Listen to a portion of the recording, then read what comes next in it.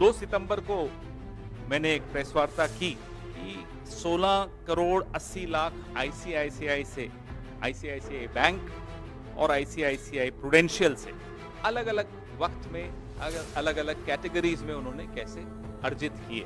उस दौरान आईसीआईसीआई के कई केसेस सेबी में थे। 3 सितंबर को आईसीआईसीआई ने कुछ जवाब दिए हमें, और उन जवाबों पे हमने फिर से 6 सितंबर को हमने फिर से कुछ और काउंटर क्वेश्चंस किए जिसका जवाब अभी नहीं आया। 6 सितंबर को हमने एक और खुलासा किया कि कैसे माधवी जी और उनके पति की एक प्रॉपर्टी में कैरल इन्फो सर्विसेज लिमिटेड नाम की एक कंपनी किराए पे रह रही है, किराए पे ले रखा है बंबई में। और ये कैरल जो कंपनी है ये वोकार्ड की ही कंपनी है। वोकार्ड के भी कुछ फाइलें सेबी में गई हुई हैं, केसेस सेबी डील कर रही थी। 10 सितंबर को हमने एक और खुलासा किया कि माधवी जी ने सार्वजनिक तौर पे कहा कि Aghora advisory private limited dormant हो गई थी जब से वो सेबी में आई।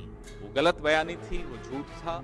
न केवल अघोरा लगातार उसके बाद भी कंसल्टेंसी सर्विसेज दे रही थी, बड़े बड़े कॉर्पोरेट्स को दे रही थी, बड़ी बड़ी कंपनीज को दे रही थी, ऐसी कंपनीज को दे रही थी जो सेबी से भी जिनका खास केसेस सेबी में खुले हुए थे। न केवल ये, बल्कि माधवी जी अघोरा एडवाइजरी प्राइवेट लिमिटेड की 99% शेयर होल्डर